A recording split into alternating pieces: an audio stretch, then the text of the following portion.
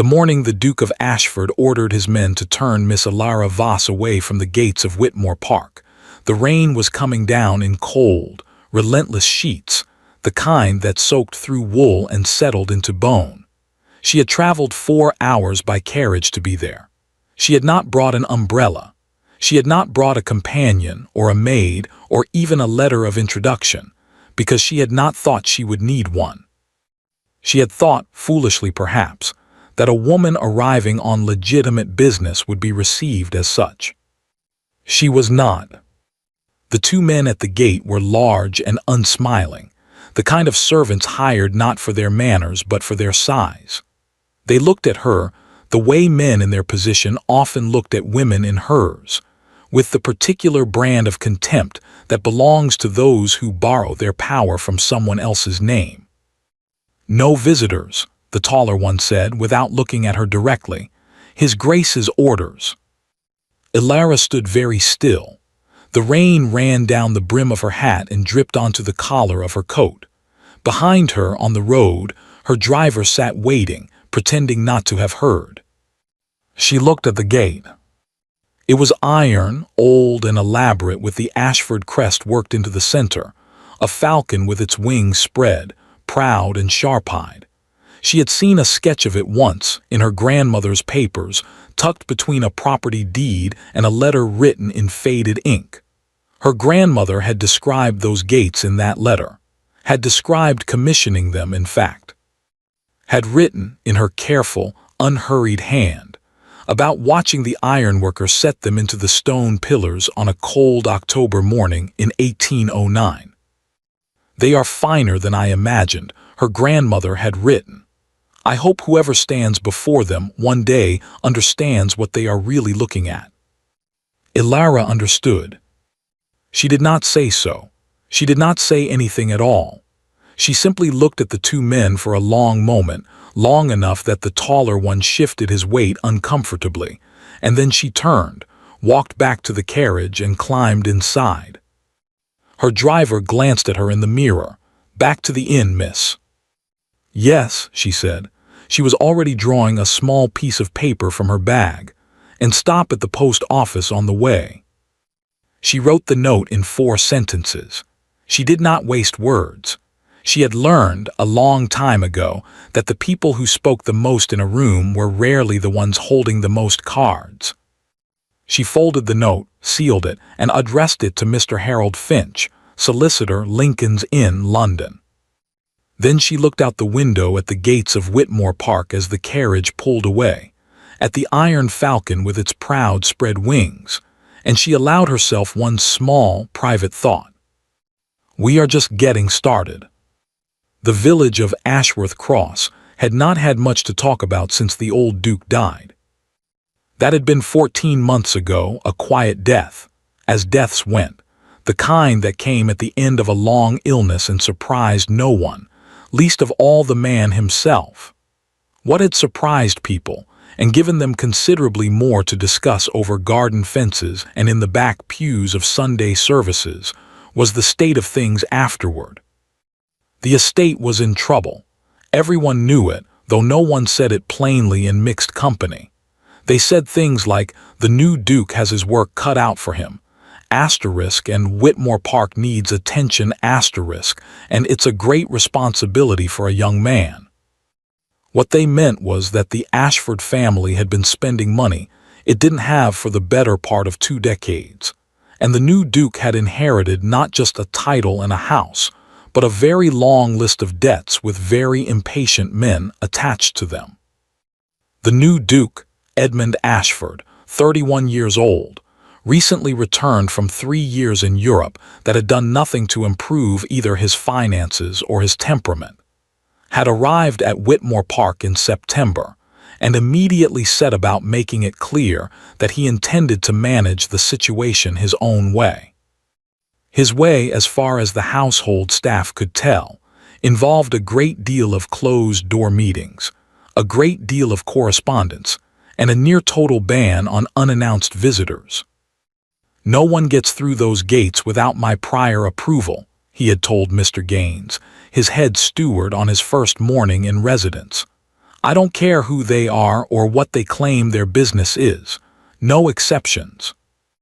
Mr. Gaines, who had worked for the Ashford family for 23 years and had seen 3 dukes come and go, had simply nodded and relayed the order to the gate staff. He had not asked what to do if the visitor in question turned out to have a legitimate claim on the property itself. It had not seemed like the kind of thing he needed to ask about. That particular oversight would, in the weeks to come, cost everyone involved a considerable amount of sleep. The woman who had arrived at the gates that morning was not what anyone in Ashworth Cross would have described as remarkable. She was perhaps 28, slender, with dark eyes, and the kind of composed, unremarkable face that people tended to forget until they found themselves thinking about it unexpectedly at odd hours. She dressed well but not extravagantly. She did not wear her money loudly, which was, as it happened, one of the reasons people consistently underestimated how much of it she had. Her name was Elara Voss. She had grown up 60 miles north of Ashworth Cross, in a house that was considerably smaller than it had once been, raised by a grandmother who had taught her 3 things above all others: patience, precision, and the importance of documentation. Anyone can make a claim, her grandmother, Helena Voss, had told her once, when Elara was 12 years old and sitting at the old woman's feet while she sorted through a wooden box of papers. The difference between a claim and a fact is proof. Never confuse the two. Elara had not confused them, not once in all the years since. Helena Voss had died when Elara was 19, leaving her a modest amount of money, the smaller house, a wooden box full of papers, and a secret that Helena had carried for 40 years, which she had decided in the end was better passed to someone younger, someone with more time to use it properly. There will come a moment, Helena had written in the letter left with the box, when it will matter. You will know when. Don't move before then. Patience is not weakness. It is the longest game there is and the one most worth winning. Elara had waited 9 years. She had not been idle during those 9 years. She had managed the household finances with a precision that would have startled most men who assumed she couldn't. She had read every document in that wooden box so many times she could have recited them from memory. She had built a quiet, careful correspondence with Mr. Harold Finch, her grandmother's solicitor, who was 70 years old and deeply principled, and had handled the Voss family's legal affairs for longer than Elara had been alive. And she had watched from a distance as Whitmore Park changed hands. When the old Duke died, she had known it was time. She had not expected, precisely, to be turned away at the gate. She had considered the possibility, had understood in the abstract, that the new Duke was unlikely to be expecting her, but she had assumed that the combination of her name and a stated intention to discuss a legal matter would at minimum result in being shown to a sitting room to wait. She had been wrong about that. It was, she acknowledged privately, a useful reminder that people rarely behaved as logically as one hoped. It did not change anything. Back at the inn, she changed out of her wet coat, ordered tea, and sat by the window with her grandmother's papers spread across the small writing desk. She did not read them. She did not need to. She simply looked at them, at her grandmother's careful handwriting on the property deed, at the signatures and the seals, at the date written in the corner. October 14th, 1809. Then she looked out the window at the gray sky over Ashworth Cross, at the distant tree line that marked the edge of the Whitmore Park estate, and she thought about iron gates and proud falcons and men who gave orders without understanding what they were ordering. The note she had sent to Mr. Finch was simple. "It is time. Please proceed as we discussed. I will remain in Ashworth Cross until further notice." She poured her tea. She added no sugar. She sat back in the chair and picked up her book, and she read 3 chapters with perfect calm, and she waited. She had always been very good at waiting. Edmund Ashford did not think about the woman at the gate. This was not unusual. Edmund did not, as a general rule, spend much time thinking about people who inconvenienced him. It was one of the habits he had developed over a lifetime of being the kind of man whose inconveniences were quietly handled by other people before they had the chance to become actual problems. Someone had been turned away at the gate. Gaines had mentioned it briefly over the evening report. In the same tone he used to mention that the east drawing room chimney was smoking again, or that one of the kitchen cats had gotten into the larder. A minor disturbance. A woman claiming business of some kind, now gone. Edmund had nodded and moved on. He had larger things to think about. He was sitting now at the desk in his father's study. His study, he reminded himself, though the room still smelled of the old man's tobacco and still had his father's taste in furniture, which ran toward the heavy and the dark, with 3 separate ledgers open in front of him, and the particular expression of a man trying to make mathematics behave differently than it was inclined to. The numbers were not behaving. He knew the broad shape of the problem, had known it, in fact, since before his father died, had been receiving careful, increasingly worried letters from the family solicitor for the better part of 2 years, letters he had read and considered, and then set aside while he was in Florence and Rome and Vienna, where setting things aside was considerably easier than it was here, sitting in this chair, with the rain on the windows and the numbers in the ledgers refusing to cooperate. The Ashford estate was not ruined. He wanted to be precise about that, at least in the privacy of his own mind. Ruined was too dramatic, and Edmund had a deep dislike of drama, which was ironic given the circumstances he currently found himself in. Strained was the more accurate word. Leveraged. Encumbered with obligations that had been accumulating quietly for 20 years, each one individually manageable, collectively rather less so. The house needed work. The tenant farms needed investment. There were 3 outstanding loans from London banks, 2 of which were attached to interest rates that his father had apparently agreed to without reading the relevant clauses particularly carefully, and one of which had a repayment deadline that was, Edmund had recently discovered, considerably closer than he had been led to believe. The solution, as several people had not been shy about pointing out to him, was straightforward. He needed to marry money. Edmund leaned back in his chair and looked at the ceiling. This was not, in principle, something he objected to. Arranged marriages, or at minimum strategic ones, were hardly unusual in his world. Most of the men he knew had married with at least one eye on the balance sheet, and most of those marriages had turned out perfectly acceptable, comfortable even.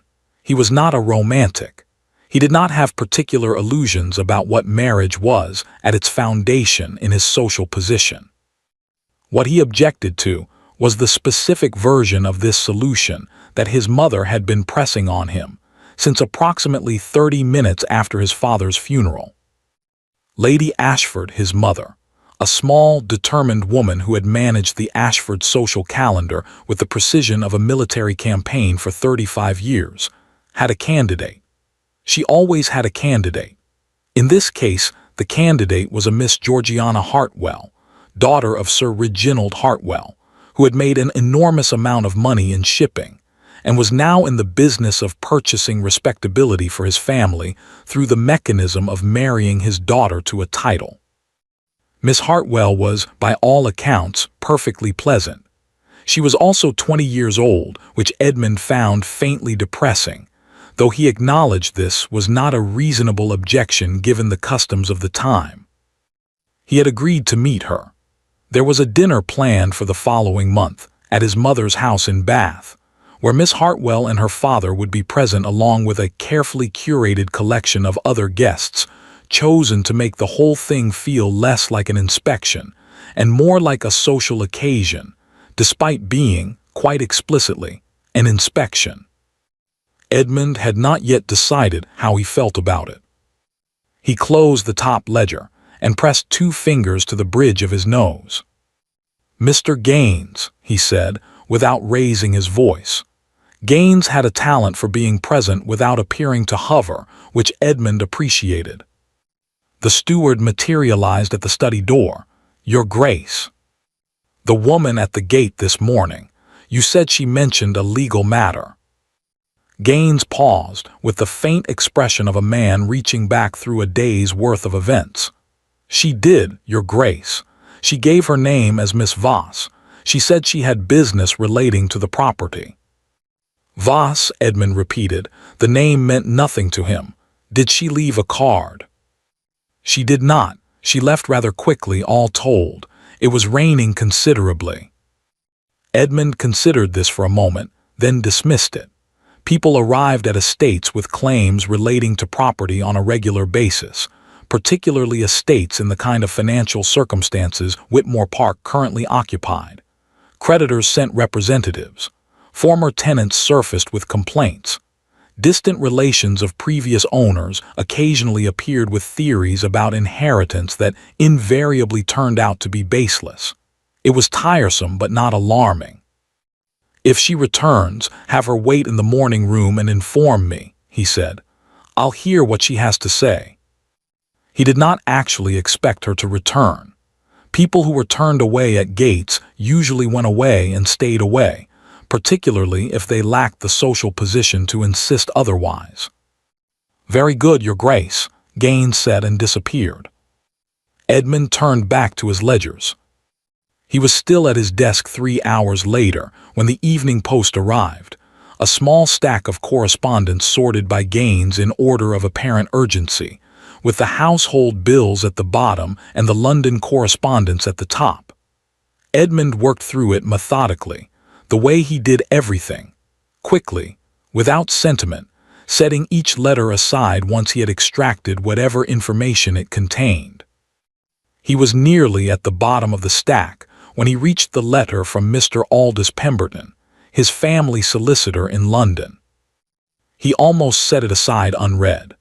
Pemberton wrote frequently and at considerable length, and his letters, while thorough, rarely contained information that qualified as genuinely new. Edmund had come to think of them as elaborate restatements of things he already knew, dressed in legal language. He opened this one anyway, because Pemberton had marked it urgent in the upper left corner, which he had never done before. He read it once quickly, the way he read everything. Then he read it again, more slowly this time. Then he set it down on the desk and sat very still for a long moment, looking at nothing in particular, while something cold and unfamiliar settled in the region of his chest. The letter was not long for Pemberton. It came to the point with an efficiency that was entirely unlike the solicitor's usual style, which suggested to Edmund that Pemberton had understood the information was serious enough that brevity was warranted. The relevant section was a single paragraph. "It has come to my attention, through correspondence received today from a Mr. Harold Finch of Lincoln's Inn, acting on behalf of his client Miss Alara Voss, that a deed of conditional ownership exists pertaining to the Whitmore Park estate and its attendant grounds, executed in October of 1809 between the late Mr. Arthur Voss and the late Duke of Ashford, your grandfather. The terms of this deed, if legitimate, and Finch is a man of considerable reputation, and I have no immediate reason to doubt him, would place the primary ownership of Whitmore Park in the hands of the Voss family, with the Ashford title serving in an occupying capacity, contingent on conditions that appear not to have been met. I strongly advise your Grace to seek legal counsel at the earliest possible opportunity. I will travel to Ashworth Cross at your instruction." Edmund read the paragraph a third time. Then he looked up, at the dark paneled walls of his father's study, at the heavy curtains and the old furniture and the portrait above the fireplace of his grandfather. The late Duke, young and confident, painted before any of this had apparently happened. He thought about the woman in the rain. He thought about the name she had given. Voss. He reached for the bell on his desk and rang it, harder than he intended. Gaines appeared within seconds. He took one look at Edmund's expression and became very carefully neutral, the way experienced servants did when they understood that something had gone wrong and were waiting to find out how wrong. "Get Pemberton on the first available coach from London," Edmund said. His voice was even. He had always been able to keep his voice even, whatever else was happening. "And find out where Miss Voss is staying." Gaines did not ask why. "Yes, Your Grace." "One more thing." Edmund looked down at the letter again, at the date in the corner, at the year 1809 written in Pemberton's careful hand.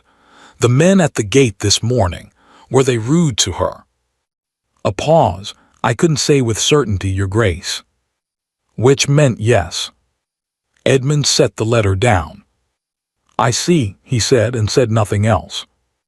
Helena Voss had not been a dramatic woman. This was, Alara had always thought, one of the most remarkable things about her, that she had carried something this significant for this long, with such complete and undisturbed composure. No bitterness, no urgency, no late-night speeches about justice or inheritance or what the Ashford family had taken from them. Just the wooden box and the papers and the patient, unhurried certainty that things would resolve themselves in the correct order if one simply refused to rush them.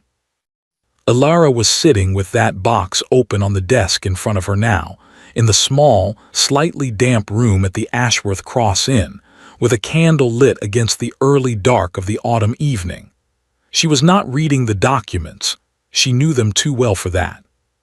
She was simply looking at them, the way she sometimes did when she needed to remember that what she was doing was real, that it was grounded in something solid and documented and true, and not just a story she had been telling herself for 9 years. The deed was at the top. It was written on heavy paper, the kind that lasted, in the careful formal language of 1809 solicitors, who understood that the words they chose might need to hold up for a very long time. The signatures at the bottom were both clear: Arthur Voss, in her great-grandfather's confident hand, and William Ashford, the second Duke, in a script that was slightly less steady, which Alara had always privately attributed to the fact that he had been, by all accounts, 3 glasses of brandy into the evening when he signed it. The circumstances, as Helena had explained them and as the accompanying letters confirmed, were these. In the autumn of 1809, the second Duke of Ashford had found himself in a position not entirely unlike the one his grandson currently occupied, which was to say, in possession of a title and an estate and very little else. The Ashford family had always had expensive tastes and inconsistent income, and the second Duke had inherited both tendencies in full measure. By October of that year, the debts against Whitmore Park were significant enough that the estate itself was at risk. Arthur Voss had been, at that time, one of the wealthiest men in the northern counties. He had made his money in wool and property and a series of exceptionally well-timed investments, and he had made it quietly, without fanfare, in the way that men of his generation and temperament tended to steadily, over decades, with more attention to substance than appearance. He had also, as it happened, been Helena's father, Alara's great-grandfather. The two men had known each other slightly, not well, but enough. They had met at a county dinner some years earlier, had spoken several times afterward in the way that men of different stations sometimes did when one of them was rich enough to make the difference in station feel irrelevant. When the Duke's situation became genuinely critical, it was Arthur Voss he had approached. Not a bank, not a London creditor. Voss. Arthur had listened, had reviewed the ledgers. He had always insisted on seeing the ledgers, Helena said, regardless of what he was being asked to invest in, had understood the situation clearly, and then he had made a proposal that the Duke, in his desperation, had accepted. The money Arthur Voss provided was not a loan. It was a purchase, not of the title that couldn't be sold, but of the estate itself, the grounds and the house and everything attached to them, transferred to the Voss family by deed with a single condition: The Ashford family could continue to live there, to use the Whitmore Park name, to occupy the house as their seat, so long as they maintained the property in good order and met certain financial obligations outlined in a secondary document. If those conditions were met, the Voss family would make no claim. The arrangement would remain, as Arthur had put it, a private matter between gentlemen. If the conditions were not met, the deed stood as written. The conditions had not been met. They had in fact been ignored almost entirely.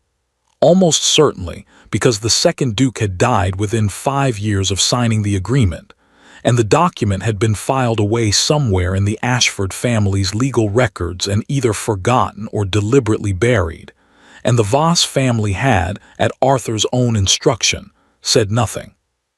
He was not a vengeful man, Helena had told Alara once, speaking of her father with the particular precision she used for things that mattered. He did not want to destroy them.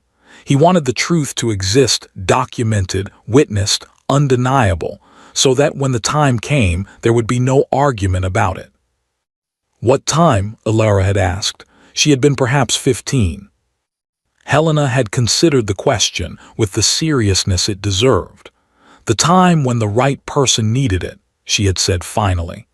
Your great-grandfather believed that things had a way of arriving at their proper moment if you let them. Alara had thought about that answer for 13 years.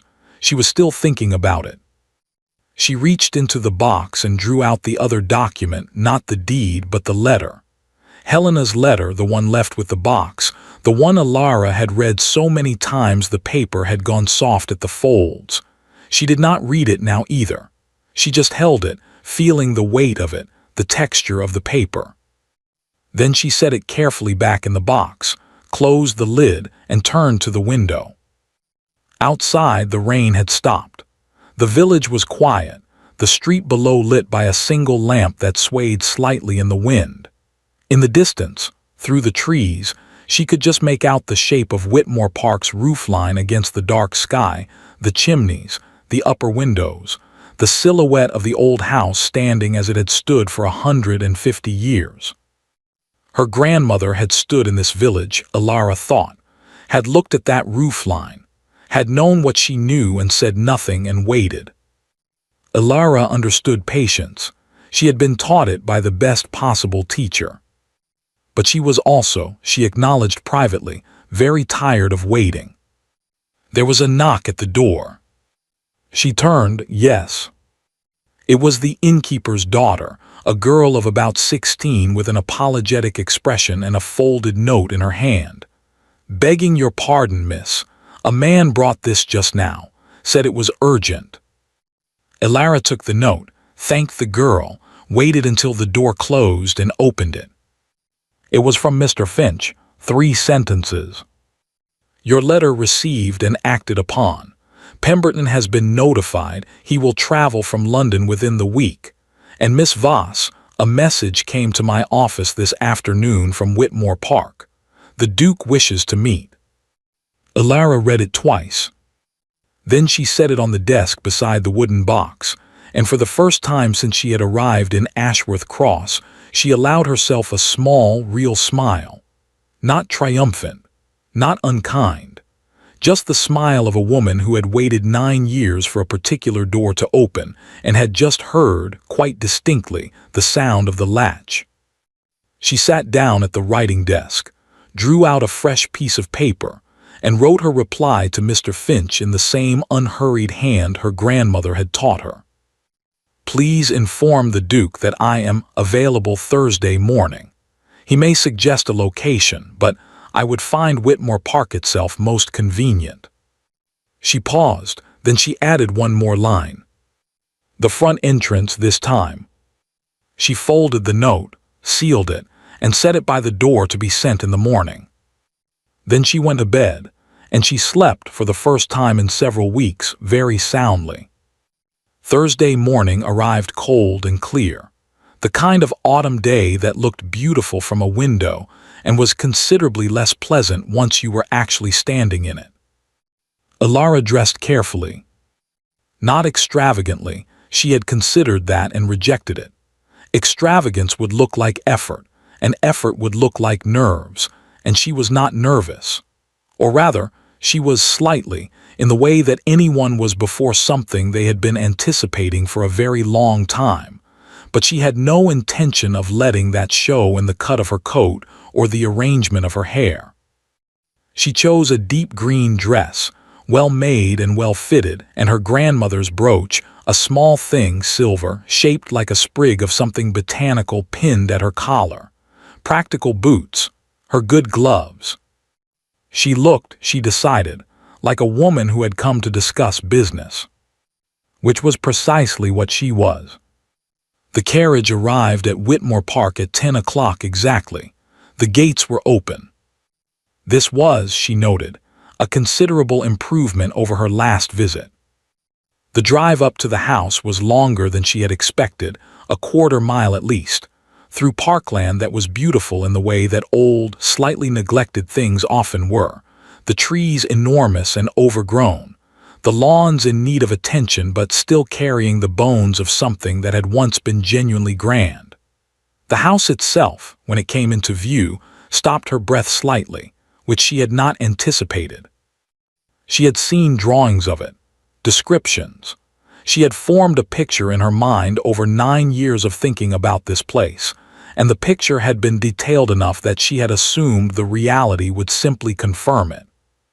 The reality was larger, older, more beautiful and more melancholy at the same time, in the particular way of houses that have been many things to many people over a very long time. The stone was pale gray, darkened by weather at the corners, with tall windows that caught the morning light and a facade that was formal without being cold, or would have been if someone had been taking proper care of it. She could see, even from the carriage, that they hadn't been. The steps needed repointing. 2 of the upper windows had frames that wanted painting. The flower beds along the front were overgrown and going to seed. Small things, individually. Together they told a story she already knew the outline of. She stepped out of the carriage, straightened her gloves and walked up the front steps. The door was opened before she reached it, not by a footman, which she had expected, but by Mr. Gaines himself, which she had not. The steward was a slight, silver-haired man with the expression of someone who had seen a great deal in his professional life, and had learned to respond to most of it with the same careful neutrality. He looked at her with something she could not quite read, not unfriendly, not the contempt of the gate men, but something more considered than either. "Miss Voss," he said, "His Grace is expecting you if you'll follow me." She followed him through the entrance hall, which was magnificent even now, with its black and white marble floor, and the staircase rising in a wide sweep to the upper floors, and down a corridor lined with portraits she did not look at, though she was aware of them, and through a set of double doors into what turned out to be not the formal drawing room she had expected but the library. It was the right choice of room for this conversation, she thought, neutral, functional, less theatrical than a drawing room, less intimidating than a study. Someone had thought about it. She was not sure, yet, whether that someone was the Duke or Mr. Gaines. Edmund Ashford was standing at the far end of the room, beside one of the tall windows, with his back partially to her when she entered. He turned when he heard the door. She had not formed a picture of him the way she had of the house. She had known his name, his age, the broad outlines of his biography, the years in Europe, the return, the title inherited with all its complications. She had not spent time imagining his face, because his face was not relevant to what she was here to do. She found, somewhat inconveniently, that it was not an easy face to ignore. He was tall, taller than she had pictured, abstractly, with dark hair and the particular kind of features that looked as though they had been arranged with some care by whoever was responsible for such things. He was not smiling. He was looking at her with an expression she recognized immediately, because she had been on the receiving end of versions of it her entire adult life. The expression of a man recalibrating rapidly, adjusting some prior assumption without wanting to appear to be doing so. She had been shorter in his imagination, she suspected, less composed, less something. She gave him a moment to finish recalibrating, then said pleasantly, "Your Grace." "Miss Voss," his voice was even, controlled. She noted that. "Please sit down." She sat. He remained standing for a moment. She thought it was probably habit, the instinct to maintain height in a room, and then, apparently catching himself, sat down as well, in the chair across from her with the low table between them. There was tea on the table, also untouched. "I'll come to the point," he said. "I've had my solicitor review the document Mr. Finch sent. Pemberton arrived yesterday." "I know," she said. "Mr. Finch informed me." Something moved across his face at that, not quite annoyance. Adjustment again. He was not accustomed, she thought, to conversations in which the other person already knew things. "Then you know that Pemberton has not yet reached a conclusion about the deed's validity." "I know that he has reached no public conclusion," Alara said carefully, "which is not quite the same thing." A pause, longer than the ones before it. "No," Edmund said after a moment, "I suppose it isn't." He looked at her directly then, for the first time since she had sat down, really looked, in the way that people sometimes didn't, particularly men of his position looking at women of her nominal station. She met it without difficulty. She had been preparing for this conversation in one form or another for 9 years. "What is it you want, Miss Voss?" he asked, not rudely. Genuinely, she thought, with the directness of a man who had decided that the most efficient path through this particular situation was a straight one. She respected that even now, even under the circumstances. "What I want," she said, "is quite simple. I want what my great-grandfather's document entitles my family to, not more than that." "Which is the estate?" "Which is acknowledgement of the deed," she corrected. "What follows from that acknowledgement is a matter for solicitors and negotiation. I have not come here to remove you from your home, Your Grace. I am not interested in that." He studied her. She could see him trying to locate the angle, the hidden motive, the thing she wasn't saying. It was what she would have done in his position. "Then what," he said slowly, "are you interested in?" It was a better question than she had expected from him at this stage. She filed that away. "Fairness," she said. "My great-grandfather gave your grandfather a considerable amount of money under specific terms. Those terms were not honored. I would like them to be honored now, in whatever form makes sense given that 100 years have passed and the world has changed considerably since 1809. That is all." Edmund said nothing for a moment. He was looking at the untouched tea, she noticed, with the expression of a man whose mind was entirely elsewhere. Then he looked up. And something happened in the room that she had not prepared for. It was not dramatic. There was no particular moment she could have pointed to afterward and said there, "That was it." It was simply that he looked at her, really looked, past the document and the deed and the legal inconvenience of her presence. And she had the sudden, uncomfortable sensation of being seen by someone who was rather more perceptive than she had been accounting for. "You've been waiting a long time to do this," he said. It was not a question. She held his gaze. "Yes. Since your grandmother." She did not ask how he knew about Helena. Pemberton would have investigated. "Since before that, in a sense. Since my great-grandfather made the decision not to act immediately. It was always meant to be eventual."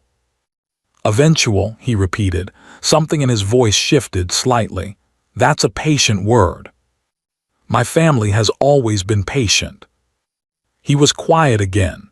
Outside, through the tall windows, the parkland stretched away in the pale morning light, the overgrown lawns, the enormous trees. His estate, her family's estate, both things simultaneously in the way that only legal documents and history could manage. "I owe you an apology," he said abruptly. She blinked. She had not been expecting that. "I beg your pardon." "The men at the gate," he said, "the morning you arrived, I'm told they were not courteous." He said it flatly, without embellishment, in the tone of a man who found the admission uncomfortable but had decided to make it anyway. That should not have happened, regardless of the circumstances.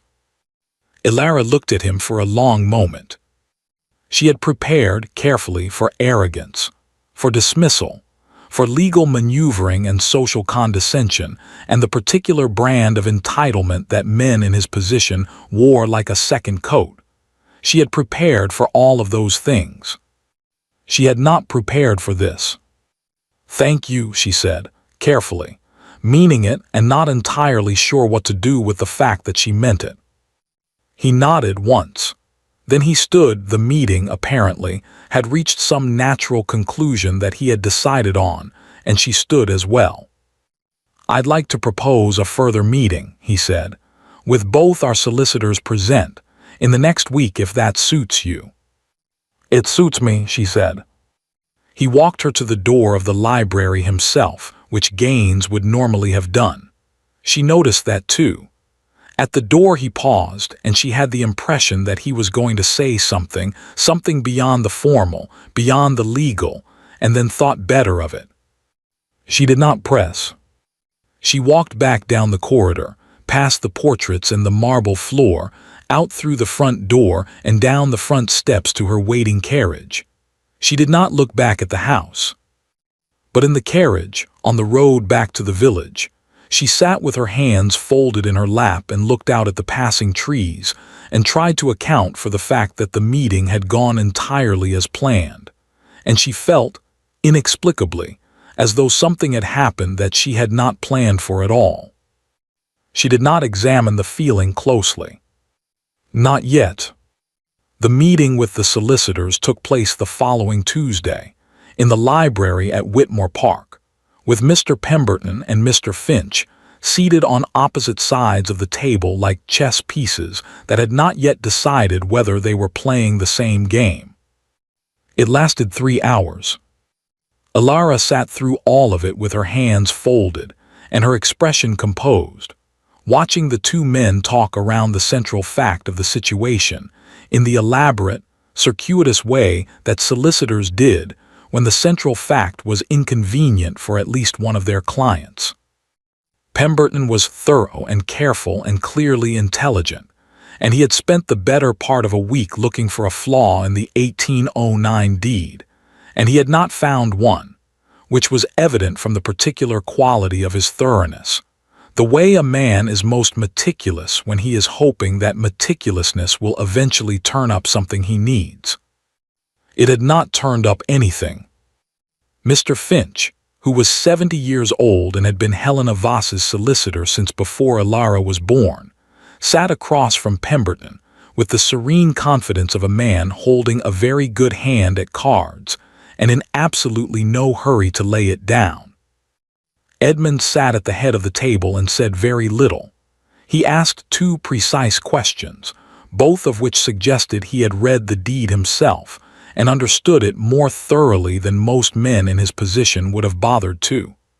Ilara noted this without allowing herself to find it interesting. She was finding rather too many things about Edmund Ashford interesting, and she was doing her best to stop.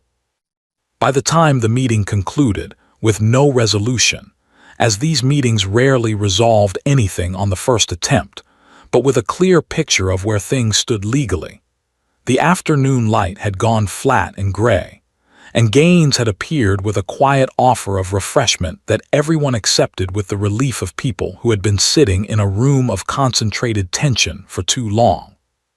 Finch and Pemberton retreated to a corner of the library to continue their conversation in lower voices. Ilara stood at one of the tall windows with a cup of tea she wasn't particularly drinking, looking out at the parkland. The lawns were darker now in the fading light, the trees at the far edge of the grounds merging into shadow. She heard Edmund approach. She did not turn. "You knew Pemberton wouldn't find anything," he said, Not an accusation, an observation. I knew the document was sound, she said. Your grandfather's solicitor in 1809 was extremely thorough. My great-grandfather made certain of it. Voss didn't trust my grandfather. He trusted him precisely as much as the situation warranted, Alara said. Which is to say, he trusted the document more than the man. That is generally wise. A pause. Edmund came to stand beside her at the window, not close enough to be improper, close enough that she was aware of him in the particular way she had been trying not to be aware of him since Tuesday morning. What happens now, he asked, practically speaking?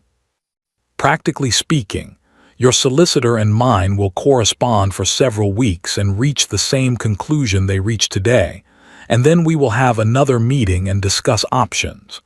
It is a slow process. I'm aware of how legal processes work, Miss Voss. Then you'll know that you have time, she said, to consider your position, to think about what a reasonable resolution might look like. He was quiet for a moment. Outside, a crow landed on the near lawn and then immediately left again, apparently finding the grass unsatisfactory. And if I were to consider an unreasonable resolution, Edmund said. Something in his tone made her turn and look at him directly. He was not looking at her. He was looking out the window, at the crow's abandoned landing spot. But there was something deliberate in the way he had said it, the careful casualness of a man approaching a subject he had been circling for some time. That would depend, she said slowly, on what you meant by unreasonable. He turned then. He had, she had noticed, the habit of looking at people with more directness than they were usually expecting, not rudely, but with a completeness that made it difficult to look away. I mean, he said, a resolution that addresses the legal situation while also addressing the other situation. What other situation? The situation, he said, with the precision of a man choosing words very carefully, in which I need to marry money, and you are in possession of a legal claim that makes the financial future of this estate significantly uncertain, and there is a solution to both problems that a practical person might consider worth examining. Alara looked at him for a long moment. Then she understood. You are suggesting, she said, making sure she had it right, that I marry you. I am suggesting, Edmund said, that it would solve several problems simultaneously. The room was very quiet. At the far end of the library, Finch and Pemberton continued their murmured conversation, oblivious. Alara turned back to the window. She needed a moment, not because she was flustered, or not only because of that, but because she wanted to be certain before she responded that she was responding to what he had actually said, and not to the several complicated things she was feeling about it. He had not said, I find you remarkable. He had not said, I have thought of little else since you walked into this library. He had not said any of the things that the situation in a different kind of story might have called for. He had said, it would solve several problems simultaneously. He had offered her a transaction, cleanly and without ornament, in the same tone he might have used to propose a modification to a lease agreement. It was, she thought, either the least romantic proposal in the history of the English aristocracy, or it was the most honest one. Neither of those things made it acceptable. No, she said. The word landed in the quiet between them, with considerable weight. Edmund said nothing immediately. She could feel him recalibrating again, that same adjustment she had noticed at their first meeting, the rapid internal revision of an assumption. And she had the sense that no was not a word he encountered very often in this particular context. No, he repeated, not quite a question. No, she confirmed. I appreciate the directness of the proposal, Your Grace. I am going to be equally direct in return. I did not spend 9 years documenting a legal claim in order to exchange it for a marriage. If I wanted to be managed, I had considerably more convenient opportunities before this one. I wasn't suggesting. You were suggesting, she said, not unkindly, a transaction. Your title in this house in exchange for my claim and presumably my money, with the form of a marriage wrapped around it to make it socially legible. I understand the logic. It is, as you say, practical, but I am not interested in practical in that particular direction. Edmund looked at her. There was something in his expression she couldn't immediately read, something that wasn't quite what she had expected, which was irritation or wounded pride. What direction are you interested in? He asked. The question was quiet, genuinely quiet, not strategic, she thought, not another approach to the same destination, just a question. She opened her mouth to answer, and then didn't, because at that precise moment the door to the library opened and Gaines appeared with a fresh tray, and the moment, whatever it had been, dissolved into the ordinary business of the room. She was back at the inn by 5 o'clock. She sat at the writing desk without lighting the candle, in the gray early evening light, and she thought about the afternoon with the disciplined attention she tried to bring to all things that mattered. She thought about the proposal. She thought about the way she had said no, and the way he had received it, and the question he had asked afterward. She thought about the window and the crow, and the particular quality of the silence between them that she could not quite classify. She thought, against her better judgment, about his face when she had turned to look at him. She was still thinking when there was a knock at the door. The innkeeper's daughter again, with the same apologetic expression. "A gentleman downstairs, miss. Says he's been hoping to call on you, and he heard you were in Ashworth Cross." Elara frowned slightly. "What gentleman?" "A Mr. Cavendish, miss. Mr. Robert Cavendish. He says he's an old acquaintance." Elara was still for a moment. Then she rose from the desk and smoothed her dress and said, "Tell him I'll be down in 5 minutes," in a voice that gave nothing away. Robert Cavendish. She had not expected him here. She had not expected him to follow her, which was not the same thing as being surprised that he had. Robert had always been persistent, in the gentle, unhurrying way of a man who believed that patience and affection were, eventually, sufficient. He was waiting in the inn's small sitting room, standing by the fireplace, turning his hat in his hands with the air of a man who had rehearsed something, and was now deciding whether to say it. He was handsome in an uncomplicated way, fair-haired, open-faced, with the kind of steady warmth that Elara had always found easy to be near, even when she was not entirely sure what she felt about it. When she came in he smiled, and it was a good smile, the kind without agenda. "Elara," he said. "Robert," she said, "what are you doing in Ashworth Cross?" "I heard from Finch," he said. "Not the details, I know better than to ask Finch for details. Just that you were here and that it was significant, whatever it is you've been waiting to do." He paused. "I wanted to be nearby, in case." "In case of what?" He looked at her steadily. "In case you needed someone on your side who wasn't being paid for it." Elara looked at him for a long moment. Robert Cavendish had known her for 6 years. He had known about the wooden box for 4 of them, not the contents, but the existence of it, the weight it carried. He had never pushed. He had never pressed.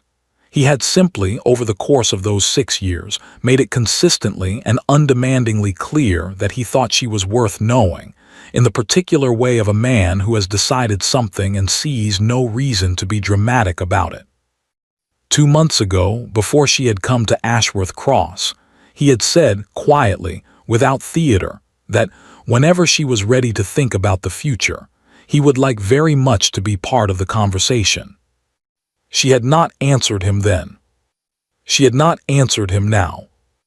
But she sat down across from him by the fire, and she told him about the meeting, not all of it, but enough about the solicitors and the deed, and the afternoon at Whitmore Park, and he listened with the complete attention he always gave her, and did not ask about things she hadn't mentioned, and she was grateful for it. She was also sitting there in the firelight with Robert's quiet steadiness filling the room, acutely and inconveniently aware that she was thinking about someone else entirely. She did not examine that thought closely. Not yet. What she did not know, could not have known, was that across the village, in the study at Whitmore Park, Edmund Ashford was sitting at his father's desk in the dark, having forgotten to ring for the lamps, turning a very small and specific problem over in his mind. He had made a practical proposal. It had been refused. This was, he told himself, entirely understandable. It had not been a particularly graceful proposal, and he was self-aware enough to acknowledge that. And it changed nothing about the legal situation, which would proceed as legal situations did, and would resolve itself eventually in some negotiated form that Pemberton and Finch would spend several months arriving at. That was fine, that was manageable. What was not manageable, what he could not quite account for, sitting in the dark with the ledgers closed in front of him, was the answer to a question he had not actually asked. He had asked her what direction she was interested in. She had not answered. He found, to his considerable irritation, that he could not stop thinking about what the answer might have been. He rang for the lamps. He opened the ledgers. He stared at the numbers for 40 minutes without reading them. Then he did something he had not done in a very long time. He took out a fresh piece of paper, and he wrote not to Pemberton, not to his mother, not to anyone with a claim on his attention or a stake in his decisions. He wrote without purpose, without audience, the way he had sometimes done as a young man before life had become a series of things that needed managing. He wrote about the library and the window and the flat gray afternoon light. He wrote about a woman who had waited 9 years and arrived in the rain and said no to him with perfect composure, and then asked him nothing at all in return. He wrote 2 pages. Then he folded them, put them in the inside pocket of his coat, and did not look at them again. But he did not throw them away either. The letter from his mother arrived on Wednesday. Edmund knew, before he opened it, roughly what it would contain. His mother wrote with the regularity and precision of someone who had decided that correspondence was a form of management, and her letters followed a predictable architecture. Family news first, then social observations, then, always, inevitably, the matter of Miss Hartwell. He poured himself coffee and opened it. He was right about the architecture. The family news was brief. The social observations were pointed. And then, in the 3rd paragraph, his mother arrived at her subject with the directness of a woman who had been circling it long enough to feel entitled to land. The Hartwell dinner is confirmed for the 14th. Sir Reginald has been most accommodating, and Georgiana is a perfectly sensible girl who will, I am certain, make no unreasonable demands on your patience or your time. I trust you will make the journey to Bath without delay. Edmund, I say this as plainly as I know how. The situation at Whitmore Park requires a solution, and it requires one soon. A suitable marriage is that solution. I hope you will not allow sentiment or stubbornness to complicate what is, at its foundation, a straightforward matter. Edmund set the letter down. Sentiment his mother had written, or stubbornness, as though those were the only 2 obstacles between him and the sensible management of his own life. He thought about the word sentiment for a moment, turning it over the way he might turn over a stone to see what was underneath it. He was not, he told himself, a sentimental man. He never had been. Sentiment was what other people had, people who made decisions based on feeling rather than reason, who confused what they wanted with what made sense, who built their lives on foundations that looked appealing but didn't hold. He was not that kind of man. He picked the letter back up and read the 3rd paragraph again. Then he folded it, set it aside, and rang for Gaines. "Tell me about the Voss family," he said when Gaines appeared. Gaines settled into the careful neutrality that Edmund had come to recognize as his response to questions he found interesting. "In what sense, Your Grace?"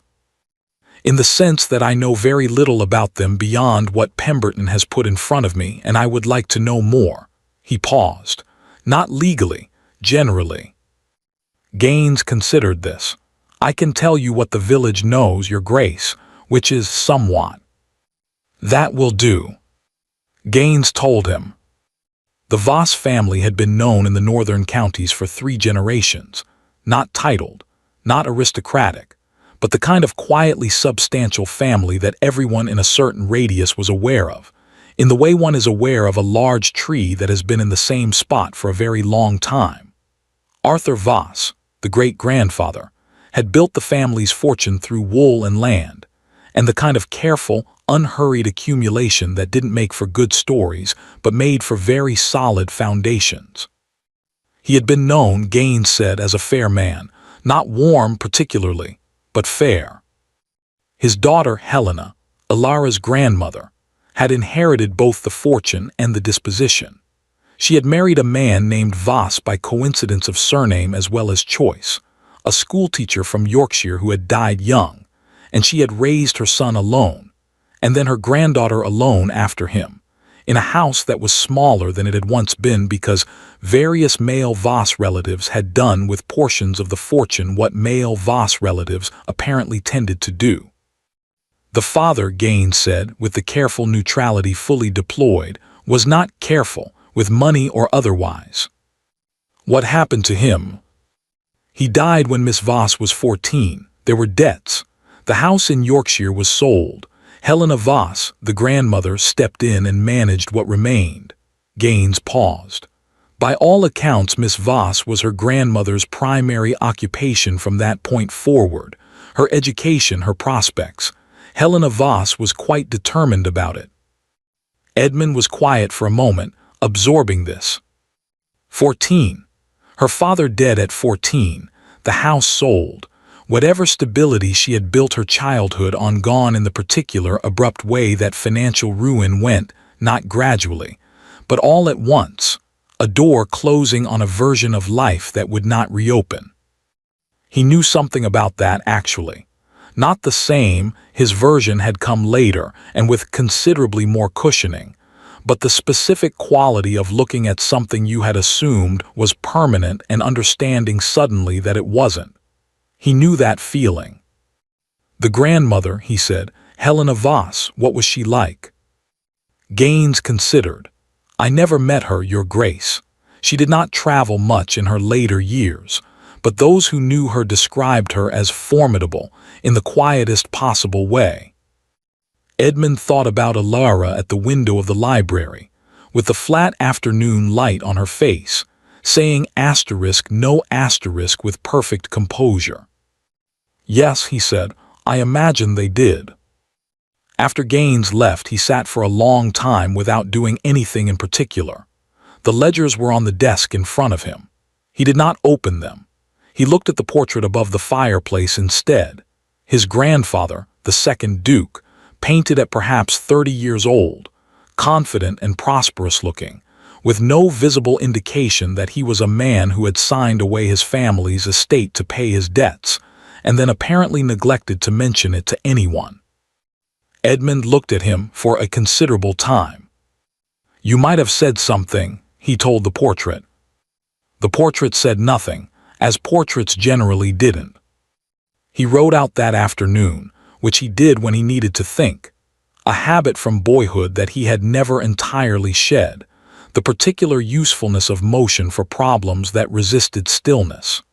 He took the east path, which ran along the edge of the estate through the old woodland, where the trees were large enough to have been there in his grandfather's time, in Arthur Voss's time, before any of this had happened. He thought about the deed. He thought about 1809 and the second Duke's desperation and Arthur Voss's careful documentation of a transaction that had then sat in a box for 60 years, waiting. He thought about Ilara. He thought specifically, uncomfortably.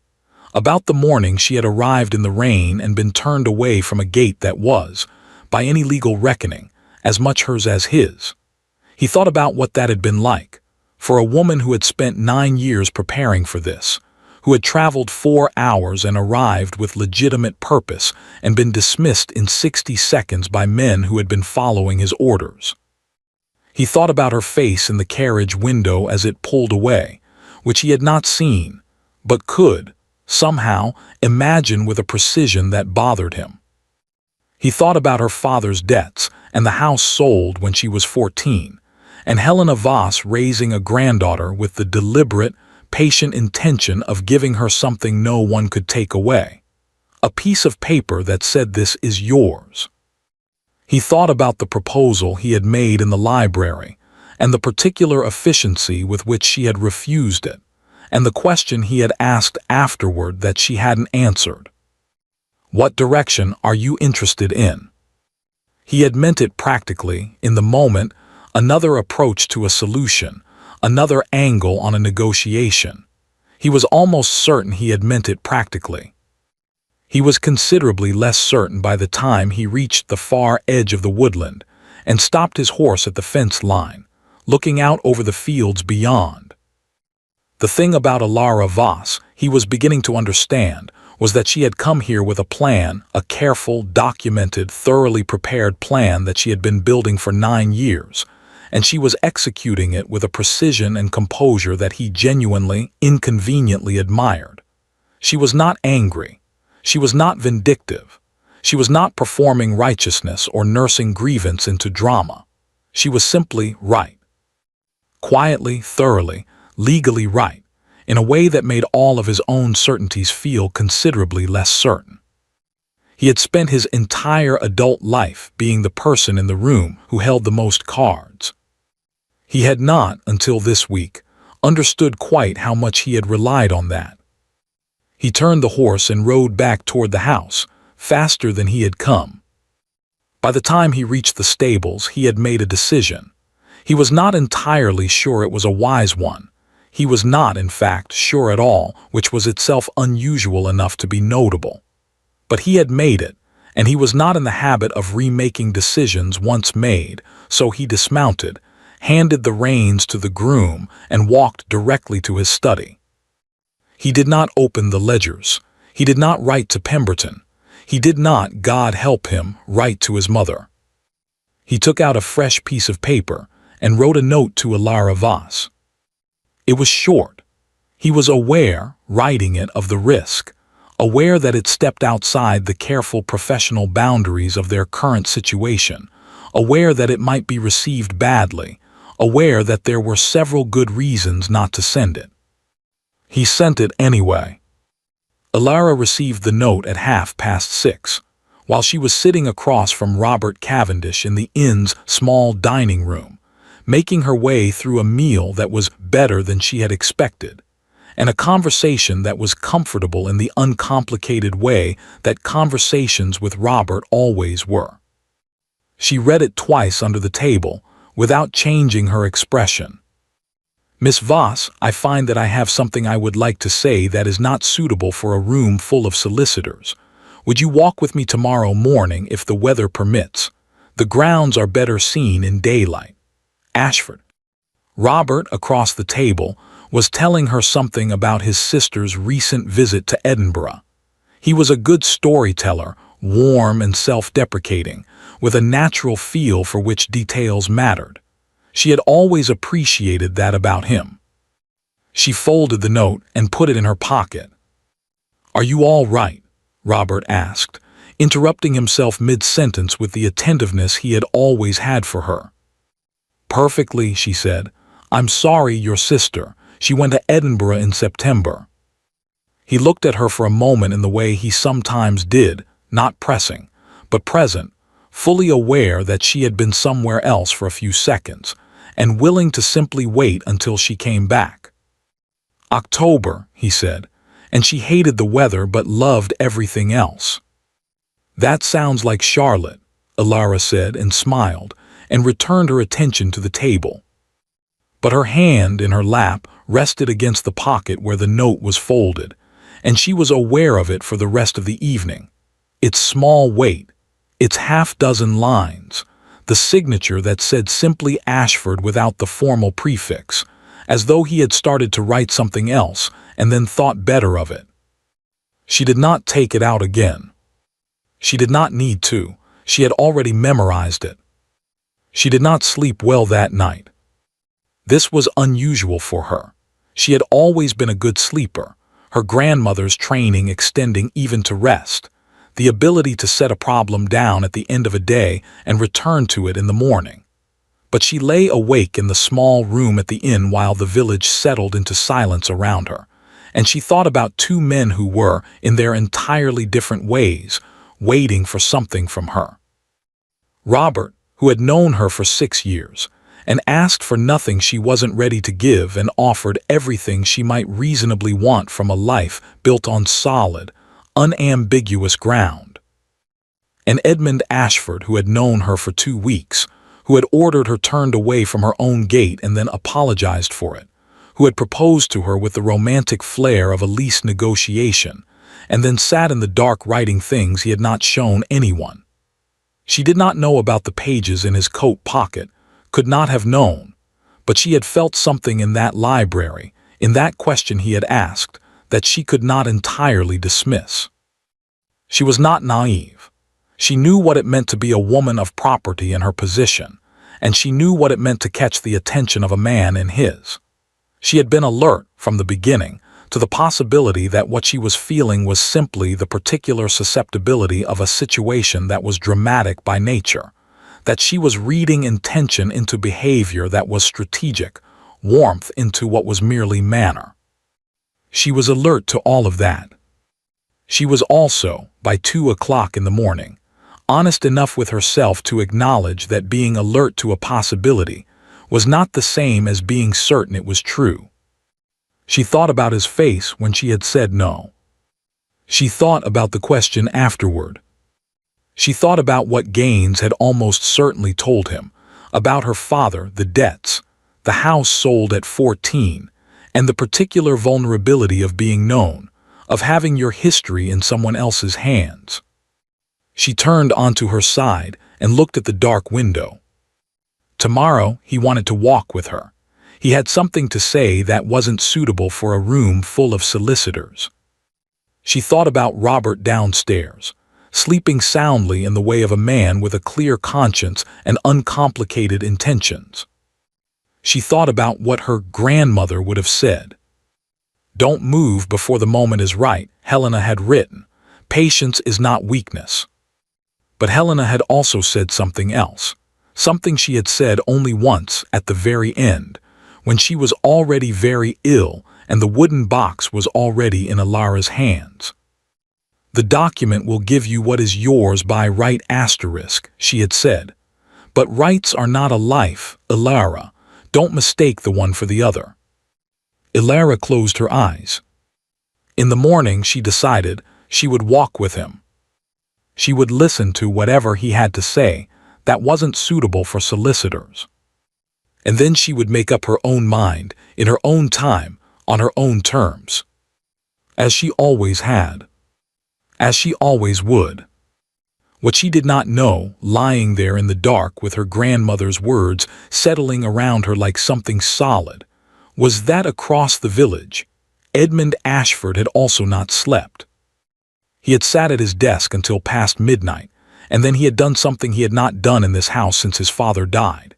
He had gone into the old drawing room, the formal one, closed since the autumn, smelling of dust and disuse, and he had opened the cabinet where his father had kept the family papers. Not the legal ones, not the ledgers. The others. The letters and the records and the things that accumulated in a house over 150 years of people living and dying in it. He had been looking for something specific. He found it after an hour, a folder at the very back of the lowest drawer, tied with a ribbon that had once been green and was now something closer to gray. Inside were 2 documents. One was a copy of the 1809 deed, his grandfather's copy, which confirmed that the original had been known about and retained rather than lost. The other was a letter, short, in his grandfather's handwriting, addressed to no one. Edmund read it standing at the cabinet, by candlelight, in the cold and dusty drawing room. "I have done what was necessary," his grandfather had written. "Voss was fair, and I was not in a position to refuse. The terms are as stated. I can only hope that whoever comes after me will have the wisdom to honor them properly, or the good fortune never to need to." Edmund stood with the letter in his hand for a long time. Then he put it carefully back in the folder, returned it to the cabinet, and went to bed. He lay in the dark and thought about good fortune and wisdom and the difference between the two, and about a woman who had waited 9 years and come back in the rain, and about a gate made of iron with a falcon at the center that had been commissioned. It turned out, by someone who had known it might one day need to be opened by the right person. He thought about what he wanted to say tomorrow, on the walk, in the cold morning air with no solicitors present. He had been rehearsing it, imperfectly, for the better part of 4 days.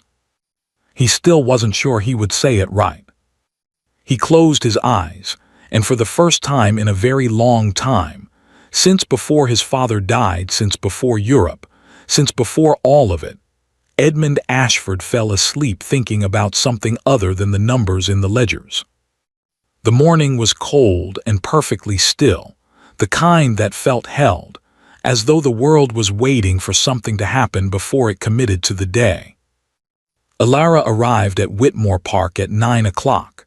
She had walked from the inn, which was perhaps 20 minutes on the village road, and the walk had done what she had hoped it would, cleared her head, settled her breathing, given her the particular composure that came from motion and cold air, and the simple fact of putting one foot in front of the other. She had not told Robert where she was going. This was not deception, she told herself.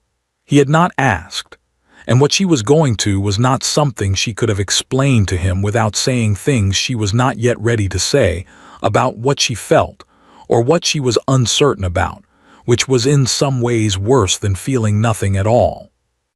Edmund was waiting at the front door. Not inside, outside on the top step in his coat, as though he had been there for some time.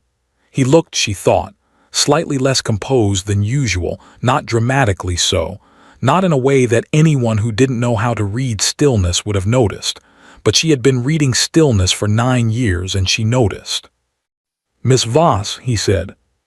"Your Grace," she said. They looked at each other for a moment in the cold morning air. Then he came down the steps and fell into step beside her, without ceremony, and they walked. He did not speak immediately, which she had not expected.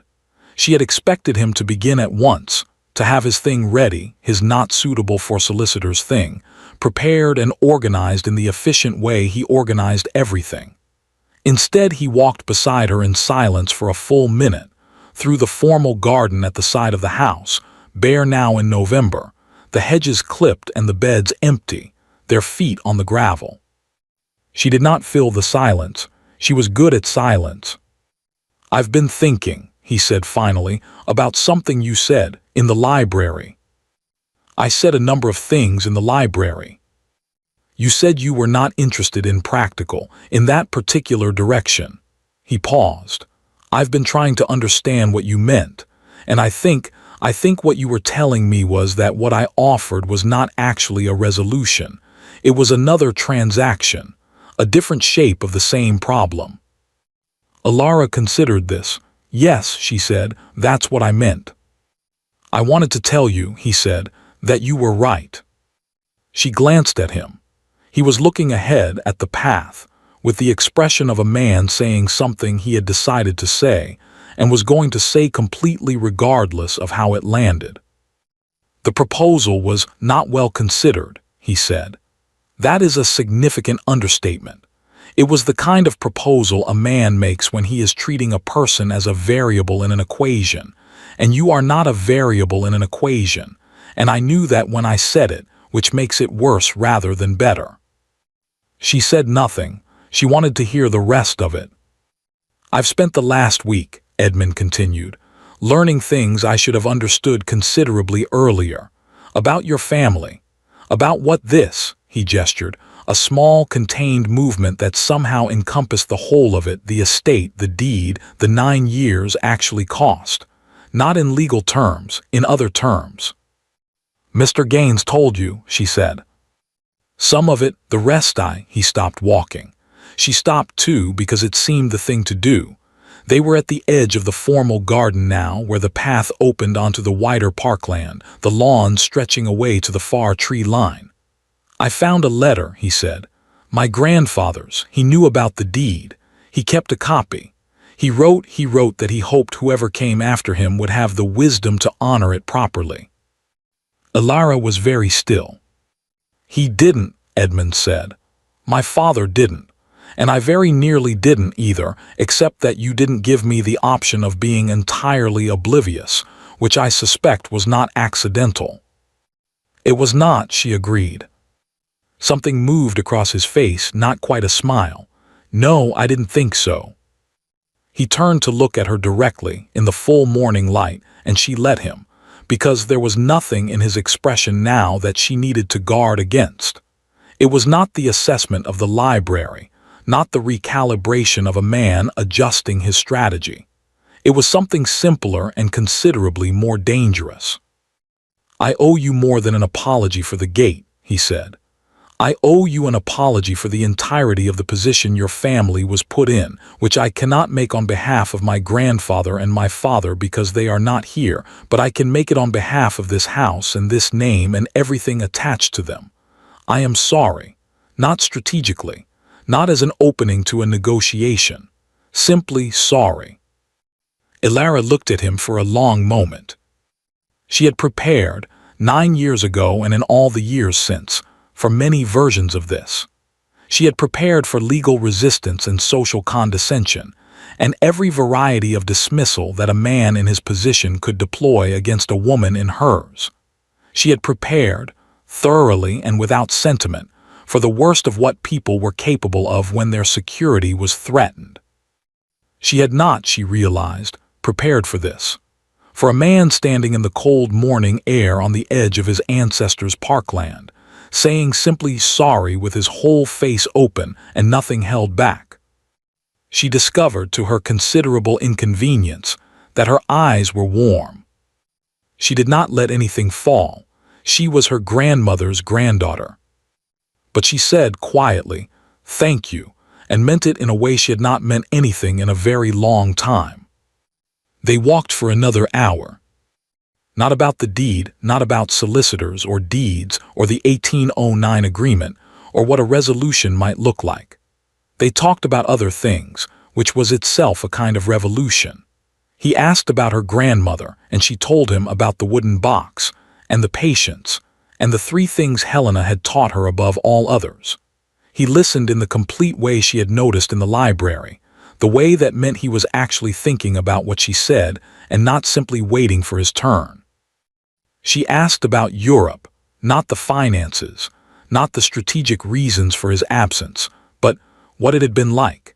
He told her about Florence, about a particular morning in a particular square when the light had been something he had no adequate language for, and about Vienna in winter, and about the specific loneliness of being somewhere beautiful with no one to say look at that too. She understood that feeling. She did not say so, but something in her face must have said it anyway because he looked at her with recognition, the specific look of a person who has said a true thing and found it received. They were on the far side of the parkland by then, the house small in the distance behind them, and ahead of them. She saw it before she understood where they had walked to, the iron gate. Not the main gate on the road, a smaller one at the edge of the grounds where the park met the woodland path. Old iron with no crest, no falcon, just the plain practical gate of a working estate, hinged into stone pillars that she recognized from her grandmother's papers as the original pillars, the ones described in the letter. She stopped. Edmund stopped beside her. "I didn't plan this," he said. "The path just," he looked at the gate, then at her. "Is this?" My grandmother described these pillars, Alara said. Her voice was even. In a letter, she watched them being set. Edmund said nothing. He looked at the pillars, old stone dark with weather and moss, and then at the gate between them and then at her. Alara, he said. It was the first time he had used her name, not Miss Voss, not a formal address, just her name in the cold morning air, quietly, the way you said someone's name when you meant something by it. She looked at him. I would like to begin again, he said. Not the legal situation that will resolve itself. Finch and Pemberton will manage it. That is what they are for. I mean this. He indicated the space between them with the same small contained gesture he had used before. Whatever this is, I would like to start from the beginning of it properly, without transactions or strategy or proposals that are not proposals. She held his gaze. And what would the beginning look like? I think, he said, it would look like asking whether you would consent to my company, not for legal purposes, not for negotiations, simply my company, on occasion. The gate was beside them. The stone pillars her great-grandmother had commissioned and watched set into the ground on a cold October morning in 1809, 200 years of weather and history in the moss on the stone, and the iron between them plain and old and solid. She looked at it for a moment. Then she looked at him. There is something I should tell you, she said. His expression did not change, but she felt him still, the particular stillness of a man bracing himself. There is someone else, she said, a man who has known me for 6 years and has been patient and kind, and who came here because he wanted to be nearby in case I needed someone on my side. She paused. He is a good man. Edmund said nothing with great care. I have not made him any promises, she said, but I want you to understand the entirety of the situation, because I find that I cannot do business with you of any kind without telling you the truth. A long silence. The wind moved through the woodland beyond the gate. Somewhere above them, a bird called once and then was quiet. What will you do? Edmund said. His voice was even. She could hear what it cost him. I don't know yet, she said honestly. I need time. He nodded once. Then you shall have it. She looked at him, at his face in the cold light, open in the way it had not been in the library, in the way she suspected it was not often open for anyone. The gate, she said. You said you wanted to begin again, properly. Yes. Then open it, she said. Not because I own it, not because of 1809 or the deed or any of that. Open it because you choose to. He looked at the gate, at the old iron and the stone pillars, and everything they contained, history and wrong, and the long patient wait of her family's waiting. Then he reached out, and he put his hand on the latch, and he opened the gate. He stepped back. She walked through. On the other side she turned and looked at him, still standing in the parkland, the open gate between them. I'll give you my answer, she said, when I have one, not before. I know, he said. She looked at him for one more moment, this man who had ordered her turned away in the rain and then stood in the cold to apologize for it, who had found his grandfather's letter and understood what it meant, who had opened a gate not because he had to, but because she had asked him to.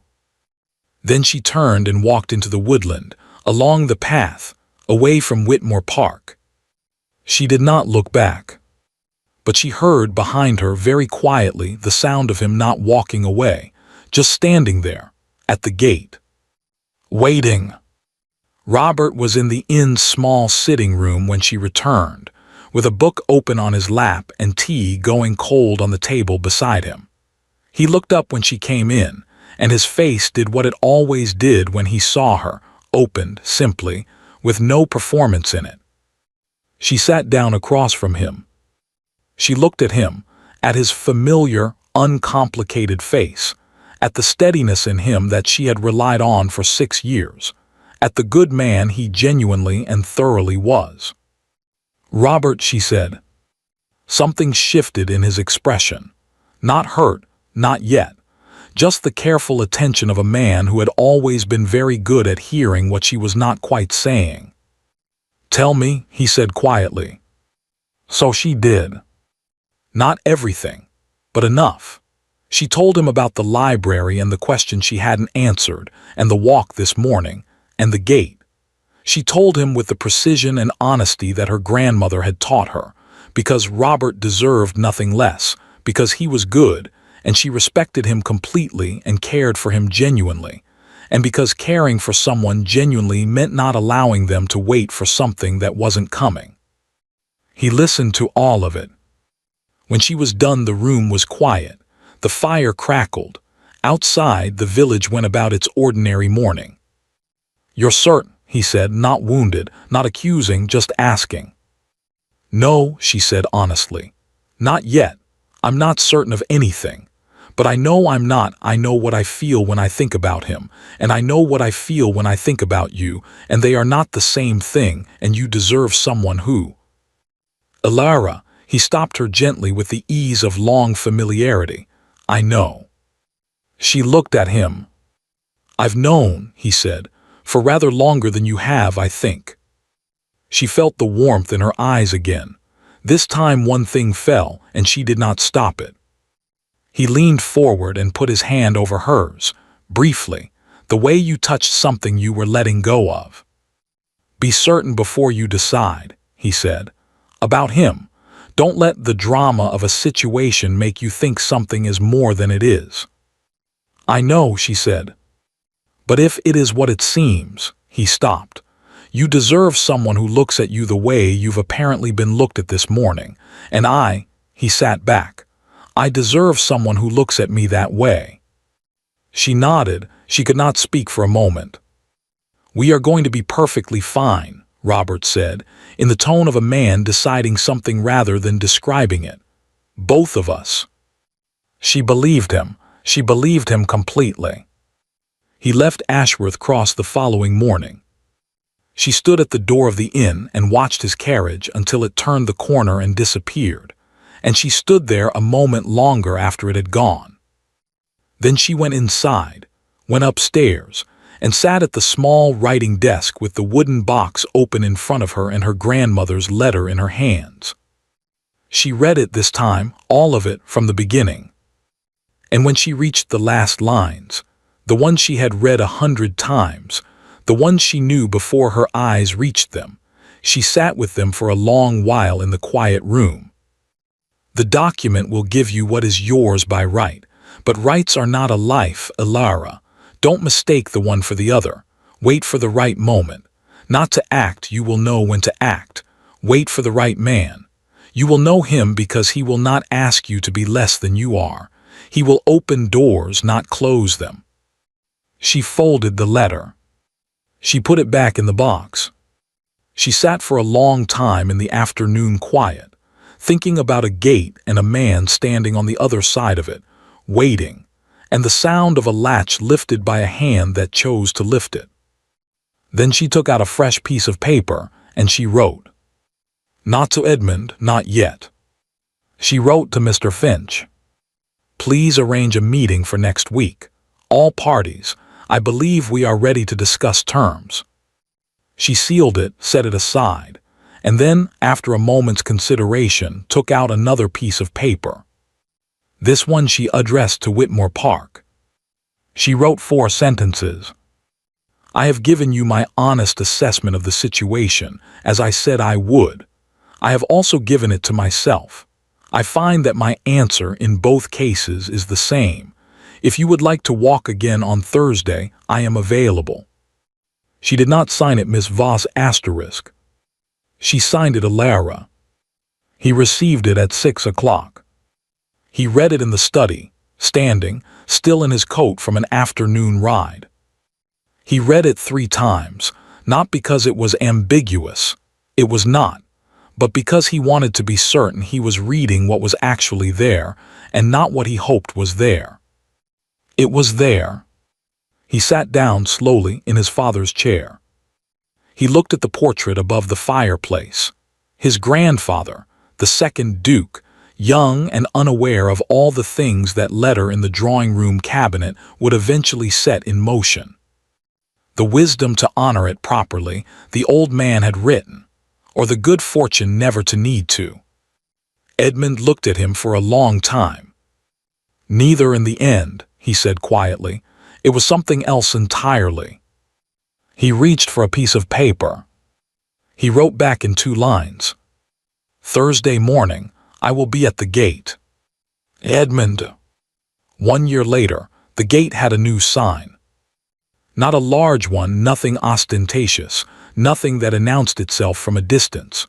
Just a small iron plate bolted to the right pillar, engraved in clean letters, Voss Ashford, Whitmore Park, Est 1809.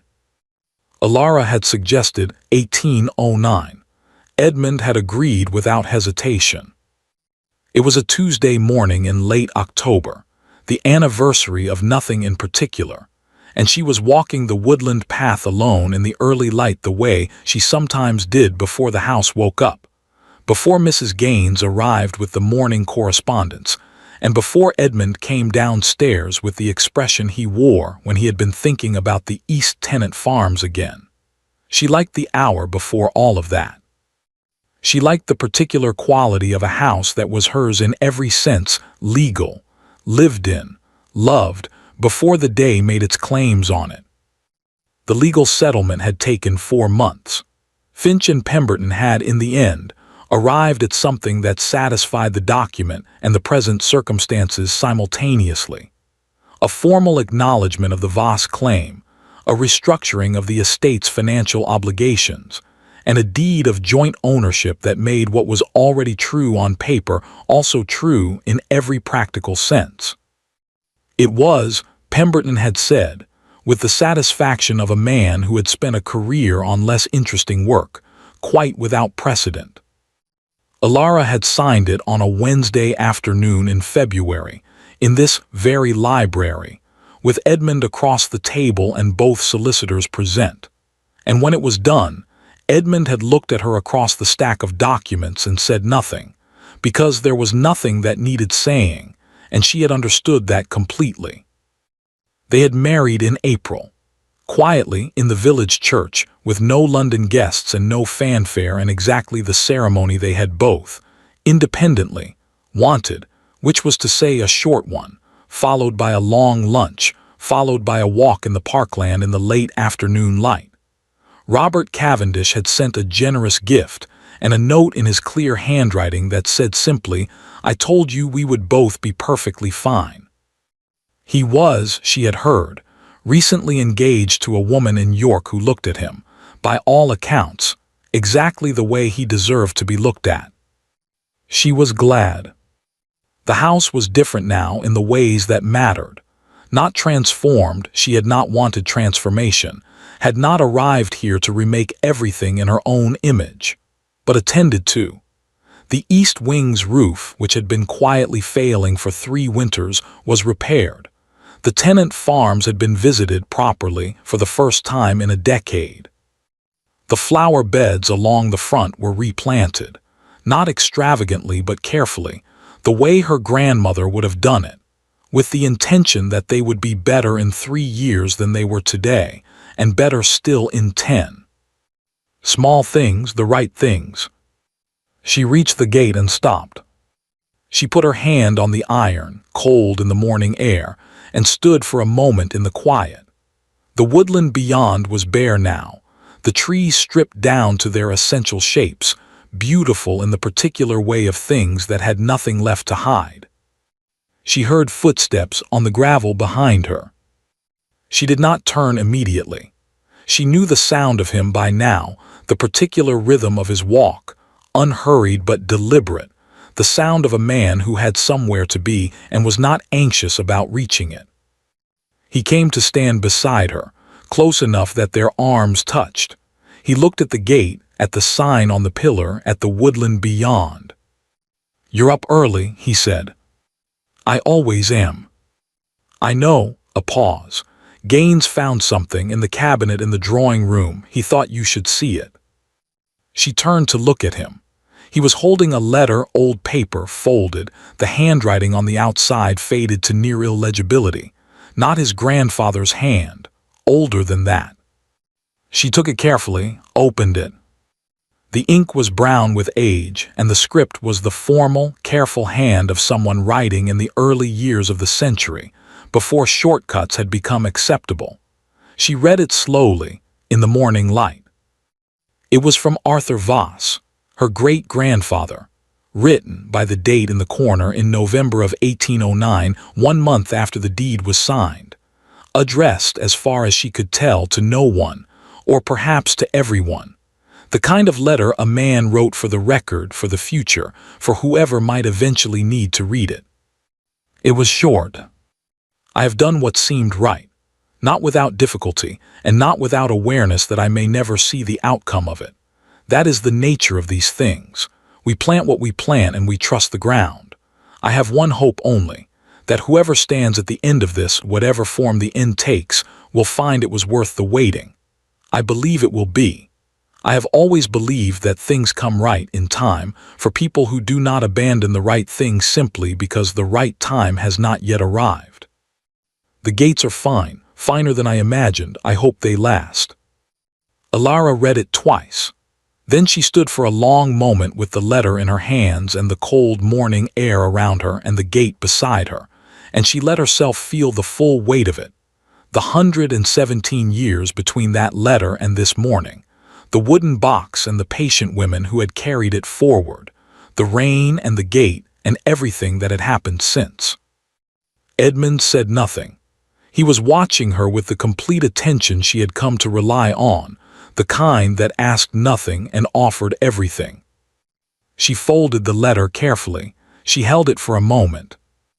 Then she looked at the gate, at the iron and the stone, and the small engraved sign that said *1809, and she thought about her great-grandfather watching it being set into the ground on a cold October morning, and about Helena writing, "They are finer than I imagined," and about a woman in the rain who had turned away without a word and written 4 sentences to a solicitor and waited.